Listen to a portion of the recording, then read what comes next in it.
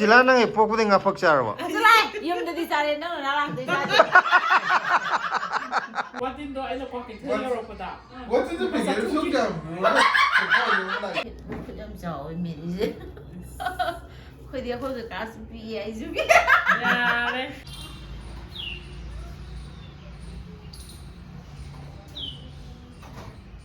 Sidi ako'y maruk mapang ako'y yambagi ko. Jangji si kanada iromba mahanu lagi yongchak iron mane kano jigi season jigi haitare sidana yen thongbo leire ngasidi nga thongbo tawdre yen thongbo in tawre silaji yen chaninge na ko Ay nga si yen chaninge ni yen thong. chondana yerum leire sidana samput leire adum hawrasi hawru ka sukai de Horo yare hong na sum nam be wani na. kana kana no akhoi sidinga si akhoi chak chari je loi ullakhe ko sidana dada blessing leire Akhoi sidana wara pale. ꯑꯩꯈꯣꯏꯒꯤ ꯑꯣꯖꯥ ꯁꯦꯝ ꯂꯩꯔꯦ ꯑꯗꯒꯤ ꯁꯤꯗꯅ ꯕ꯭ꯂꯦꯁꯤ ꯂꯩꯔꯦ ꯁꯤꯗꯩꯗꯅ ꯅꯦꯅꯦ ꯃꯦꯔꯤ ꯂꯩꯔꯦ Iroma khana poro ibunga. Abunga iroma kitang hapora. ꯁꯤꯗꯅ ꯁꯤꯂꯥ Mani ꯂꯩꯔꯦ iroma kasai. Kano tawbane che. Kari ba. ꯍꯥꯎꯕ ꯍꯥꯎꯇꯕ ꯑꯃꯨꯛ ꯉꯁꯤ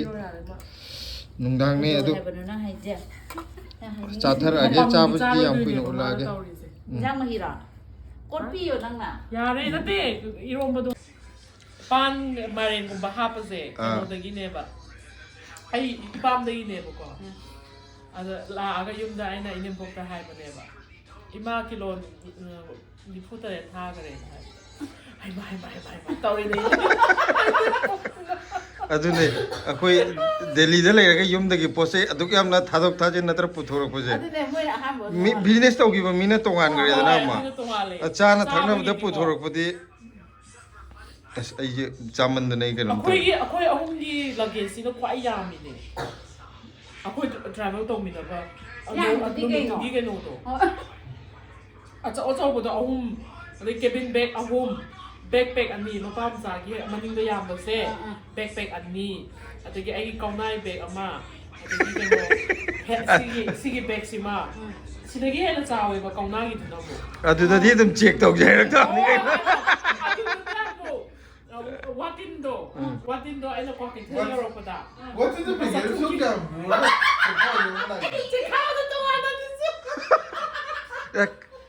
Nati kaygino watin aduk yam na kana tori di yam pambra ba.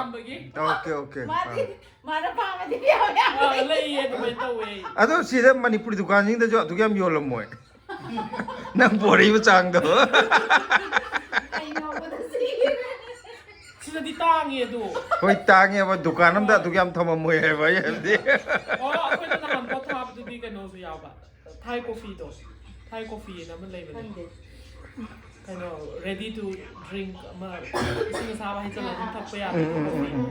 Sanggom de. Ano yung may pugi tayo? Acha miku angang yam thakna ba do. Sunday coffee di khang bra. ꯈꯪꯗꯦꯗ ꯍꯧꯖꯤꯛ ꯑꯩ ꯆꯟꯗꯤ ꯌꯨꯝ ꯊꯣꯛꯎꯕꯅꯦ ꯌꯨꯝ ꯊꯣꯛꯎꯕꯗ ꯍꯧꯖꯤꯛ ꯄꯣꯠ ꯃꯌꯥꯝ ꯄꯨꯔ ꯂꯥꯛꯄꯤꯔꯦ ꯑꯩꯈꯣꯏꯒꯤꯁꯨ ꯑꯗꯨ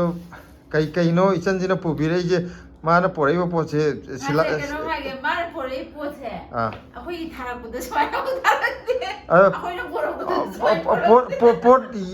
ꯌꯦꯡꯕꯗ ꯌꯥꯝꯕ ꯃꯥꯟꯕ ꯃꯥꯟꯗꯕꯗꯤ ꯇꯣꯛꯈ꯭ꯔ ꯁꯤꯂꯥ ꯊꯥꯡꯒꯠꯄ ꯉꯝꯗꯦ ꯀꯩꯅꯣ ꯃꯌꯥꯝ ꯎꯠꯂꯛꯀꯦꯀꯣ ꯌꯨꯝꯗꯒꯤ ꯉꯥꯛꯇꯅꯦ ꯑꯗꯣ ꯌꯨꯝ ꯍꯥꯏꯔꯁꯨ ꯑꯩꯈꯣꯏꯒꯤ ꯏꯝꯐꯥꯜꯗꯒꯤ ꯕꯖꯥꯔꯗꯒꯤ ꯄꯨꯔꯥ ꯂꯩꯔ ꯄꯨꯔꯛꯄ ꯅꯠꯇꯦꯕ ꯑꯩꯈꯣꯏꯒꯤ ꯖꯒꯥ ꯌꯨꯝꯂꯣꯝꯗꯒꯤ ꯑꯁꯦꯡꯕ ꯆꯤꯡꯗꯒꯤ ꯀꯔꯤꯗꯒꯤ ꯂꯣꯏꯅꯃꯛ ꯃꯈꯟ ꯃꯥꯏ ꯖꯒꯥꯗꯣ ꯑꯩꯈꯣꯏꯒꯤ ꯍꯧꯋꯦ ꯍꯥꯏꯕ ꯑꯗꯨꯏꯁꯨ ꯆꯔꯥ ꯑꯃ ꯄꯤꯔꯛꯀꯦ ꯁꯤꯅ ꯌꯨꯝꯒꯤꯅꯤꯅ ꯇꯣꯉꯥꯟꯕ ꯃꯍꯥꯎ ꯑꯃ ꯂꯥꯛꯀꯅꯤꯗꯅ ꯁꯤꯒꯤ ꯂꯣꯡꯕꯁꯦ ꯌꯦꯡꯉꯨꯅꯦ ꯀꯌꯥꯝ ꯌꯥꯝꯃꯝꯒꯅꯤ ꯌꯦꯡꯉꯨ ꯐꯛꯇꯣꯛꯑ ꯄꯤꯔꯛꯑꯕꯅꯤ ꯃꯥꯕꯣꯛꯅ ꯁꯦꯝꯕꯤꯔꯤꯅꯦ ꯑꯁ ꯁꯤꯗꯤ ꯄꯨꯔꯥ ꯈꯤꯛꯑꯒ ꯄꯤꯔꯛꯑꯦ ꯐꯛꯇꯣꯛꯑꯒ ꯅꯠꯇꯦ ꯈꯤꯛꯑꯒ ꯍꯥꯏꯌꯣ ꯁꯤꯂꯥ ꯑꯈꯤꯛꯄꯗꯐꯥꯎꯗ ꯁꯤ ꯑꯁꯨꯛ ꯌꯥꯝ ꯌꯥꯝꯃꯒꯗꯤ ꯀꯩꯅꯣꯒꯤꯁꯦ ꯍꯋꯥꯏ ꯆꯝꯄꯥꯛ ꯅꯠꯇꯦ ꯅꯪꯅ ꯑꯩꯒꯤꯐꯥꯎꯗ ꯑꯁꯨꯛ ꯌꯥꯝ ꯄꯤꯔꯛꯑꯒꯗꯤ ꯅꯪꯅ ꯄꯣꯔꯛꯄꯗꯗꯤ ꯀꯃꯥꯏꯅ ꯄꯣꯔꯛꯑꯝꯒꯅꯤ ꯑꯗꯨꯅꯦ ꯑꯩ ꯈꯜꯂꯤꯁꯦ ꯁꯤꯁꯤꯅ ꯑꯉꯧ ꯌꯨꯅꯕꯗꯣ ꯍꯥꯏꯗꯤ ꯁꯤꯒꯨꯝꯕ ꯃꯈꯜ ꯌꯥꯝ ꯂꯩꯌꯦ ꯑꯝꯇ ꯊꯥꯡꯀꯠꯂꯨ ꯅꯪ ꯅꯃꯥꯏ ꯃꯌꯥꯗꯩ ꯁꯤꯂꯥ ꯑꯩ ꯃꯥꯏꯅꯗꯤ ꯈꯔ ꯍꯦꯜꯂꯝꯒꯅꯤ ꯌꯥꯝ ꯄꯥꯛꯑꯦ ꯑꯆꯧ ꯑꯆꯧꯕꯁꯨ ꯌꯥꯝ ꯌꯥꯎꯔꯤꯅꯦ ꯃꯥ ꯇꯨ ꯌꯥꯎꯕꯅꯦ ꯃꯤꯛꯁ ꯑꯣꯏꯕꯅꯦ ꯑꯗꯨꯝ ꯐꯖꯩ ꯑꯗꯣ ꯑꯩ ꯏꯆꯟꯅ ꯄꯣꯔꯛꯏꯕ ꯄꯣꯠ ꯃꯌꯥꯝꯁꯦ ꯁꯤꯗꯩꯗ ꯗꯨꯀꯥꯟ ꯐꯝꯃꯗꯤ ꯗꯨꯀꯥꯟ 2-3ꯐꯥꯎꯇꯤ ꯐꯝꯅꯤ ꯕꯣꯔꯥ ꯐꯖꯅ ꯆꯥꯕ ꯍꯥꯎꯔꯅꯤ ꯀꯧꯈꯥ ꯕꯣꯔꯥ ꯑꯀꯨꯞꯄꯅ ꯍꯥꯎꯋꯦ ꯍꯥꯏ ꯍꯥꯎꯕꯅꯦ ꯃꯥ ꯀꯛꯊꯨꯝ ꯑꯃ ꯌꯥꯎꯔꯦ ꯀꯥꯡꯊꯨꯝꯂ ꯑꯗꯨꯗ ꯍꯣꯏ ꯇꯨ ꯑꯣ ꯑꯩ ꯈꯪꯗꯤꯌꯦ ꯀꯥꯛꯊꯨꯝ ꯈꯪꯗꯕ꯭ꯔꯥ ꯅꯠꯇꯦ ꯑꯩ ꯀꯥꯡꯊꯨꯝ ꯑꯣ ꯌꯥꯎꯋꯦ ꯈꯪꯗꯕ ꯌꯥꯎꯋꯦ ꯈꯪꯗꯦ ꯑꯣ ꯃꯔꯛꯇ ꯌꯥꯜꯂꯛꯄ ꯑꯣꯏꯔꯝꯒꯅꯤꯕ ꯇꯥꯟꯕꯗ ꯗꯥꯎꯒꯥꯔꯦꯍꯦ ꯇꯨ ꯀꯧꯈꯥꯁꯤꯗ ꯂꯩ ꯀꯧꯈꯥꯁꯦ ꯀꯧꯈꯥꯒꯤ ꯋꯥ ꯅꯠꯇꯦ ꯑꯩꯈꯣꯏꯒꯤ ꯑꯀꯨꯞꯄ ꯄꯣꯠꯁꯦ ꯍꯥꯏꯗꯤ ꯚꯦꯔꯥꯏꯇꯤꯗ ꯈꯨꯗꯝ ꯑꯀꯨꯞꯄꯁꯤꯅ ꯂꯣꯏ ꯍꯥꯎꯋꯦ ꯑꯩꯒꯤ ꯊꯋꯥꯏ ꯑꯁ ꯍꯩꯔꯤꯕꯣꯞ ꯁꯤꯂꯥꯗꯤ ꯍꯩꯔꯤꯕꯣꯞ ꯍꯥꯏꯈ꯭ꯔꯗꯤ ꯃꯤ ꯑꯩꯗꯤ ꯀꯥꯡꯁꯣꯏꯕꯨ ꯍꯩ ꯑꯣ ꯁꯤꯁꯦ ꯀꯩꯅꯣꯅꯦ ꯀꯩꯕ ꯔꯝꯁꯝꯅ ꯕ꯭ꯂꯣꯛ ꯍꯥꯡꯕ ꯑꯉꯥꯡꯗꯣ ꯃꯔꯤꯡꯔ ꯂꯝꯀꯥꯡꯔ ꯃꯔꯤꯡ ꯃꯣꯏ ꯈꯨꯟꯗꯒꯤꯅꯦ ꯁꯤ ꯇꯤꯜꯍꯧ ꯃꯆꯥꯒ ꯀꯩꯅꯣꯒꯤ ꯍꯩꯔꯤꯕꯣꯞ ꯌꯣꯟꯕ ꯅꯨꯄꯤ ꯑꯃꯁꯨ ꯃꯃꯤꯡ ꯆꯠꯄꯅꯦ ꯑꯗꯨꯅ ꯈꯣꯡꯁꯥꯏ ꯈꯨꯜ ꯍꯥꯏꯕ꯭ꯔꯥ ꯂꯝ ꯃꯃꯤꯡꯗꯤ ꯈꯪꯗꯦ ꯃꯣꯏ ꯀꯩꯅꯣꯗꯤ ꯃꯔꯤꯡꯗꯤ ꯉꯥꯛꯇꯅꯦ ꯃꯆꯤ ꯄꯂꯦꯔꯣꯝꯒꯤ ꯑꯗꯨꯃꯥꯏꯅ ꯑꯣꯏꯕ꯭ꯔꯥ ꯀꯩꯅꯣꯝ ꯇꯧꯕꯅꯦ ꯍꯩꯔꯤꯕꯣꯞ ꯌꯥꯝ ꯌꯣꯟꯕꯅꯦ ꯌꯨꯝꯒꯤ ꯃꯆꯨ ꯁꯤ ꯀꯔꯤ ꯂꯝꯒꯤ ꯃꯆꯨꯅꯦꯕ ꯆꯛꯄꯤ ꯀꯥꯔꯣꯡꯒꯤꯅꯦꯕ ꯁꯤ ꯑꯔꯥꯏꯕ ꯃꯆꯨ ꯅꯠꯇꯦ ꯑꯇꯝꯕ ꯃꯆꯨ ꯅꯠꯇꯦ ꯑꯩꯅ ꯁꯨꯡꯂꯣꯏ ꯂꯣꯏꯍꯜꯂꯔꯣꯏ ꯆꯛꯄꯤ ꯀꯥꯔꯣꯡꯒꯤ ꯃꯆꯨꯅꯤꯀꯣ ꯃꯌꯥꯝ ꯌꯨꯝꯒꯤ ꯀꯩꯅꯣꯗꯣ ꯇꯤꯜꯍꯧ ꯃꯔꯨ ꯃꯆꯥꯗꯣ ꯅꯪ ꯉꯁꯥꯏ ꯏꯔꯣꯝꯗ ꯃꯩꯇꯩ ꯇꯤꯜꯍꯧꯗꯣ ꯉꯁꯥꯏ ꯈꯪꯉꯝꯃꯗꯤ ꯀꯩꯅꯣꯗ ꯏꯔꯣꯝꯕꯗꯨꯗ ꯈꯔ ꯆꯥꯏꯁꯤꯜꯂꯝ ꯌꯥꯕ ꯀꯥꯎꯗꯅ ꯑꯗꯨꯝ ꯇꯧꯈꯤꯗ꯭ꯔꯦꯗꯅ ꯇꯨ ꯃꯥꯅ ꯀꯩꯅꯣꯁꯦ ꯁꯤꯁꯦ ꯀꯛꯆꯤꯡꯒꯤ ꯕꯣꯔꯥ ꯋꯥꯇꯤꯟꯒꯤ ꯋꯥꯔꯤꯗꯣ ꯑꯩ ꯅꯝꯍꯧꯕ꯭ꯔꯥ ꯅꯝꯍꯧꯗꯕ꯭ꯔꯥ ꯋꯥꯇꯤꯟ ꯂꯩꯔꯦ ꯀꯛꯆꯤꯡꯒꯤ ꯕꯣꯔꯥ ꯂꯩꯔꯦ ꯑꯩ ꯆꯨꯜꯁꯦ ꯀꯛꯆꯤꯡ ꯕꯣꯔꯥꯁꯦ ꯅꯍꯥꯟ ꯀꯣꯔꯤꯌꯔꯗ ꯌꯥꯎꯔꯛꯈꯤꯕꯩꯅꯦꯕ ꯁꯤ ꯈꯔ ꯇꯣꯏꯔꯤꯁꯤꯗ ꯑꯇꯩꯗꯤ ꯑꯩ ꯈꯤꯇꯪ ꯇꯣꯏꯕꯅꯦ ꯈꯤꯇꯪ ꯀꯩꯝ ꯀꯥꯏꯗꯦ ꯎ ꯃꯣꯔꯣꯛ ꯈꯨꯆꯥꯎꯁꯦ ꯄꯦꯜꯂꯦ ꯑꯩꯗꯤ ꯎ ꯃꯣꯔꯣꯛ ꯑꯉꯥꯡꯕꯁꯦ ꯆꯥꯕ ꯀꯤꯖꯩ ꯍꯥꯏꯕ ꯁꯤꯒꯤ ꯎ ꯃꯣꯔꯣꯛꯁꯤꯗ ꯑꯝꯇ ꯊꯥꯅꯤꯡꯈ꯭ꯔꯦꯗ ꯑꯗꯨꯅꯦ ꯊꯥꯗꯣꯏꯁꯦ ꯅꯠꯇꯤꯌꯦ ꯑꯉꯥꯡꯕ ꯌꯥꯎꯗꯕꯅꯤ ꯌꯥꯔꯣꯏꯕꯁꯦ ꯎ ꯃꯣꯔꯣꯛꯁꯦ ꯕꯣꯔꯥꯕꯤ ꯀꯥꯕꯁꯦ ꯃꯣꯔꯣꯛ ꯁꯥꯕ ꯍꯦꯜꯂꯦ ꯍꯣꯏ ꯍꯣꯏ ꯁꯤꯁꯦ ꯃꯔꯨꯁꯦ ꯃꯥꯒꯤ ꯁꯥꯏꯖꯁꯤꯗꯅꯦ ꯑꯩꯅ ꯊꯥꯅꯤꯡꯉꯤꯁꯦ ꯁꯤꯁꯦ ꯑꯉꯥꯡꯕ ꯌꯥꯎꯗꯦꯗꯅ ꯁꯨꯃꯥꯏꯅ ꯑꯗꯨꯝ ꯑꯣꯏꯌꯦ ꯅꯠꯇꯦ ꯃꯦꯁꯤꯌꯣꯔ ꯃꯨꯜꯂꯀꯥꯟꯗ ꯉꯥꯡꯉꯛꯀꯗꯣꯏꯅꯤ ꯀꯩꯅꯣ ꯍꯣꯏ ꯑꯩꯅ ꯍꯥꯏꯗꯤꯅꯦ ꯑꯩꯈꯣꯏꯅ ꯂꯧꯕꯗ ꯑꯣ ꯍꯧꯖꯤꯛꯇꯤ ꯃꯥ ꯀꯩꯅꯣ ꯇꯧꯔꯝꯈꯤꯔꯣꯏꯕ ꯂꯤꯕ ꯌꯧꯔꯝꯈꯤꯔꯣꯏꯕ ꯑꯗꯨꯅꯅꯤ ꯌꯦꯡꯁꯦ ꯃꯔꯨ ꯑꯃ ꯌꯥꯎꯔꯤꯅꯦ ꯑꯩ ꯉꯁꯥꯏ ꯚꯤꯗꯤꯑꯣꯗ ꯅꯝꯍꯧꯕ꯭ꯔꯥ ꯅꯝꯍꯧꯗꯕ꯭ꯔꯥ ꯈꯪꯗꯦ ꯑꯩ ꯏꯆꯟꯒꯤ ꯋꯥꯇꯤꯟꯒꯤ ꯋꯥꯔꯤ ꯑꯃꯗꯤ ꯂꯩꯕꯅꯤ ꯁꯤ ꯃꯌꯥꯝ ꯁꯤꯁꯤꯅ ꯁꯥꯃꯔꯣꯏ ꯑꯗꯨꯗꯤ ꯅꯣꯏꯒꯤ ꯂꯩꯌꯦ ꯍꯥꯏꯕꯒꯤ ꯑꯗꯨꯝ ꯃꯃꯤꯡꯒꯤ ꯆꯔꯥ ꯑꯃꯒꯤ ꯋꯥꯔꯤꯅꯤ ꯅꯠꯇꯦꯗ ꯃꯃꯤꯡꯗꯕꯨ ꯑꯁꯨꯛ ꯌꯥꯝ ꯄꯣꯔꯛꯑꯒꯗꯤ ꯃꯃꯤꯡꯒ ꯅꯜꯂꯝꯗ꯭ꯔꯒꯗꯤ ꯑꯩ ꯗꯨꯀꯥꯟ ꯐꯝꯒꯗꯧꯅꯤ ꯍꯥꯏꯅꯦꯗ ꯌꯥꯎꯔꯤ ꯍꯥꯏꯕ ꯁꯤꯁꯨ ꯍꯥꯏꯗꯤ ꯃꯥꯗꯤ ꯈꯨꯠ ꯌꯥꯝ ꯆꯥꯎꯋꯦ ꯃꯦꯔꯤꯁꯦ ꯑꯩꯈꯣꯏꯗꯤ ꯑꯩꯈꯣꯏ ꯀꯀꯥꯁꯨ ꯄꯤꯌꯦ ꯑꯩꯁꯨ ꯌꯥꯔꯦ ꯁꯤꯗ ꯇꯣꯅꯤꯀꯣ ꯕꯣꯔꯥ ꯀꯀꯥ ꯑꯩꯈꯣꯏꯗꯤ ꯄꯤꯛꯄꯁꯤ ꯏꯗꯤ ꯌꯥꯎꯖꯔꯕꯅꯤ ꯃꯌꯥꯝ ꯄꯤꯛꯀꯦꯅ ꯄꯤꯛꯄ ꯅꯠꯇꯦ ꯍꯪꯒꯥꯝ ꯌꯦꯂꯥꯗꯣ ꯑꯁ ꯀꯩꯅꯣꯗꯣ ꯄꯣꯁꯨꯃꯝ ꯌꯦꯂꯥꯗꯣ ꯄꯣꯁꯨꯃꯝ ꯌꯦꯂꯥꯁꯦ ꯍꯥꯎꯕꯅꯦꯍꯦ ꯃꯥꯒꯤ ꯃꯍꯥꯎꯁꯦ ꯆꯔꯥ ꯑꯃ ꯅꯣꯏꯗꯤ ꯁꯤ ꯀꯩ ꯌꯥꯝ ꯐꯖꯩ ꯅꯄꯥꯛꯄꯤ ꯃꯔꯥꯁꯦ ꯀꯩ ꯀꯥꯡꯁꯣꯏꯒꯨꯝꯕꯁꯨ ꯉꯥꯒꯨꯝꯕꯁꯨ ꯀꯥꯡꯁꯣꯏꯗꯤ ꯌꯥꯕ꯭ꯔꯥ ꯀꯥꯡꯁꯣꯏꯗꯤ ꯊꯥꯎ ꯈꯔ ꯊꯥꯎ ꯌꯩꯕꯗ ꯁꯤꯖꯤꯟꯅꯩ ꯍꯥꯏꯅꯦ ꯊꯥꯎ ꯌꯩꯕꯗ ꯍꯥꯏꯌꯣ ꯃꯥꯅ ꯀꯥꯡꯁꯣꯏ ꯍꯥꯏꯔꯛꯄꯁꯤꯗꯅꯦ ꯑꯩꯅ ꯀꯥꯡꯁꯣꯏ ꯁꯤꯖꯤꯟꯅꯔꯤꯕ꯭ꯔꯥ ꯁꯤꯁꯤꯅ ꯑꯃꯨꯛꯀ ꯌꯣꯡꯆꯥꯛꯅꯦ ꯀꯩꯅꯣ ꯍꯋꯥꯏ ꯀꯩꯅꯣꯝ ꯌꯥꯎꯔꯤ ꯑꯗꯨ ꯍꯋꯥꯏꯗꯨ ꯏꯆꯦ ꯃꯁꯛꯇꯤ ꯊꯤꯔꯦꯕꯀꯣ ꯑꯗꯨ ꯃꯔꯨꯗꯤ ꯐꯝꯃꯛꯑꯣ ꯀꯩꯁꯨ ꯀꯥꯏꯗꯦ ꯐꯝꯃꯛꯑꯣ ꯀꯩꯅꯣ ꯇꯧꯔꯦ ꯁꯤꯁꯤꯅ ꯀꯩꯅꯣ ꯍꯥꯏꯕꯗꯣ ꯀꯔꯤꯕ ꯎꯆꯦꯛ ꯃꯔꯨꯝꯒ ꯁꯦꯟꯗ꯭ꯔꯥꯡ ꯃꯔꯨꯝꯒ ꯍꯥꯏꯕꯗꯣ ꯃꯁꯛ ꯌꯥꯝ ꯐꯖꯕꯅꯦ ꯃꯆꯨꯁꯤꯒ ꯌꯥꯝ ꯐꯖꯕꯅꯦ ꯀꯩꯅꯣ ꯑꯩ ꯏꯆꯟꯅ ꯄꯤꯔꯛꯏꯕ ꯆꯔꯥ ꯑꯃꯁꯦ ꯑꯩꯈꯣꯏꯗꯗꯤ ꯊꯥ ꯑꯃ ꯆꯥꯔꯅꯤ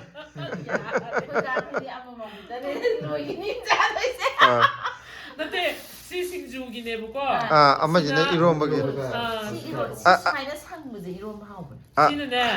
ꯁꯤꯅ ꯕꯖꯥꯔꯗꯒꯤ ꯂꯩꯕ ꯁꯤꯅꯅꯦ ꯏꯅꯥꯎꯄꯤ ꯑꯗꯣ ꯃꯤꯗꯤ ꯌꯣꯡꯆꯥꯛ ꯃꯔꯨꯗꯅꯤ ꯉꯥꯎꯅꯩꯁꯦ ꯑꯩꯗꯤ ꯁꯤꯡꯖꯨꯅꯦ ꯄꯥꯝ ꯑꯩ ꯃꯔꯨ ꯆꯥꯕ ꯍꯩꯇꯕꯩ ꯍꯥꯏꯒꯗ꯭ꯔꯥ ꯃꯌꯥꯝ ꯍꯧꯖꯤꯛ ꯄꯣꯠ ꯃꯌꯥꯝꯁꯦ ꯎꯕꯗ ꯂꯣꯏꯔꯕꯣꯏ ꯈꯜꯂꯝꯒꯅꯤꯀꯣ ꯂꯣꯏꯗ꯭ꯔꯤ ꯇꯪꯈꯥꯏꯗ ꯆꯟꯗ ꯉꯥꯏꯔꯤꯅꯦ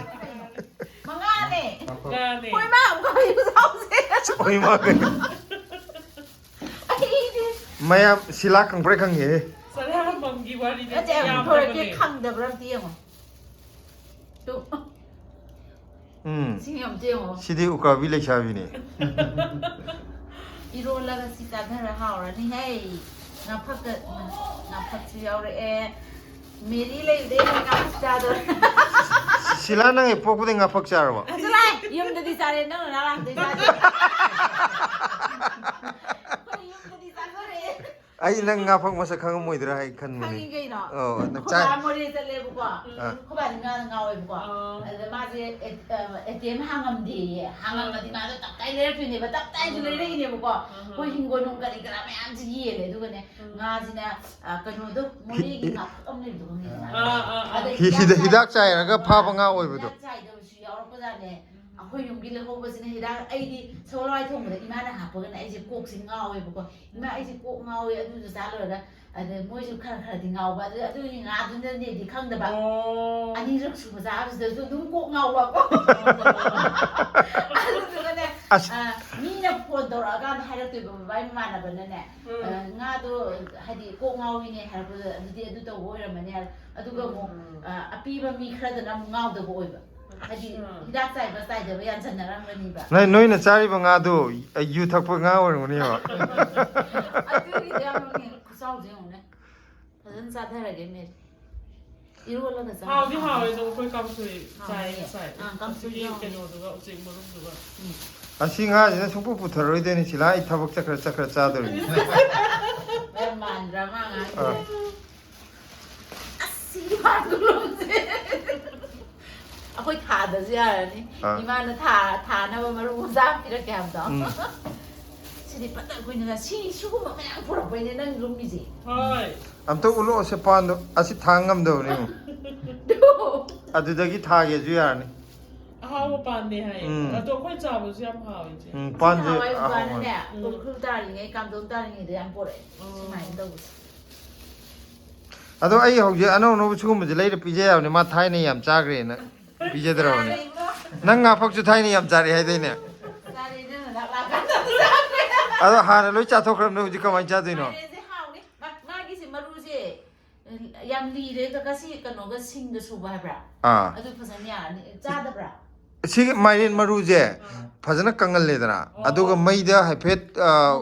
ngokho ga suba singa thuiding chura chaw ga mahau cha mana bane mai difference tong เมื่อวานก็เราวิดีโอก็ดูอาเซียนไปจุเนี่ยจ้ามันน่ะตามันนี่อย่างเนี้ย manam jo thuiding chubai manam cha mana nam ni ko khanga moi cha mana hadi thuiding chu asa cha cha mana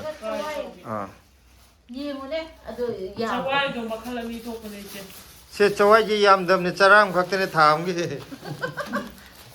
จะว่าจะอันนี้ อันนี้ทุกคนคารามีเนี่ยแบบ chawai je ying ji se makhan je kari kari makhan no อามันน่ะป่วยซีกี่จะว่าจะดีครั้งไง si akupa ji ซีอากุปจินะครั้งเลยเก่งเนาะ ห้องเดียว เก่งลำกินเนาะ จะไปการงกินหรอตอนนี้ mairen ji di มาเรียนสิสุ mairen ji ju mayam มาวิ่งเลยก็เลยจ้ะ lam maming je lam je chakpi karong gi ngak te ni ปานสิสุเยลาสิดิเนี่ยมวยสงาพัมได้โยนแบบนั้นในก้อยเจ้ซีเจสารุเอาหุ่นบุกทกกันนี่อะตัวลูกไปยังให้สารตัวแบบ แต่อามาดา โว้ยอันนั้นแต่เอาหุ่นดูจ้ะ เอาหุ่นดา เอาหุ่นแต่ยังใครอะตัวซีแซมมันเอาปลาตัวกรอบกันเลยแบบ Nate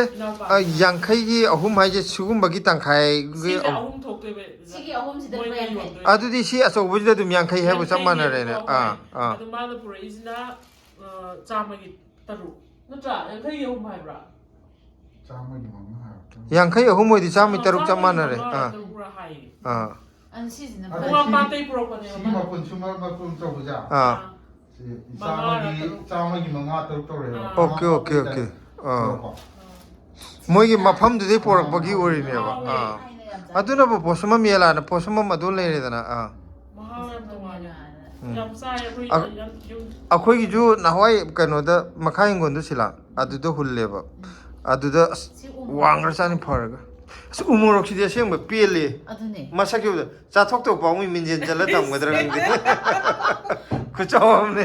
ซีเดี๋ยวมาให้เอง sila du nang sana oi ne yani nga ju yar ni ชนะไว้ชาบิโอโอ้โหโอเค Sana sangba. Umaro yamdi sani ba.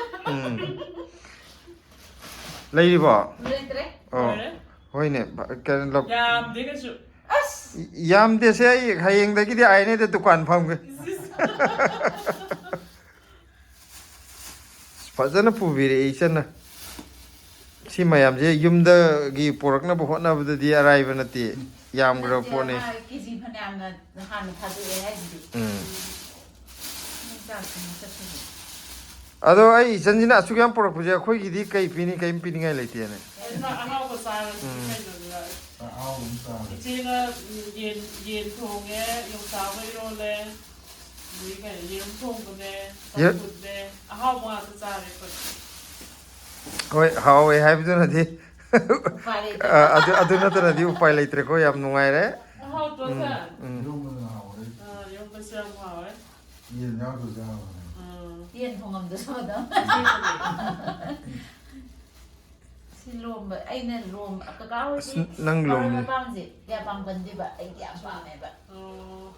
Lom ba mayang maton hadi maroi ma pang din. Irom ba da maroi ma pang su di hau ti ko. Ada moi di dum kaza sai ba. Ai di moi mai da kano to ko se. To ning ko maru ko ore ai na ko ti ra mo me pa khang de ma khang de angang ge na mo hak kan de ba. Ai na mo maroi ma pang pang ba ki ne. Yare yare ngasi gi oina di video je matang je lo shalage matang gi blog ta mungai minar je.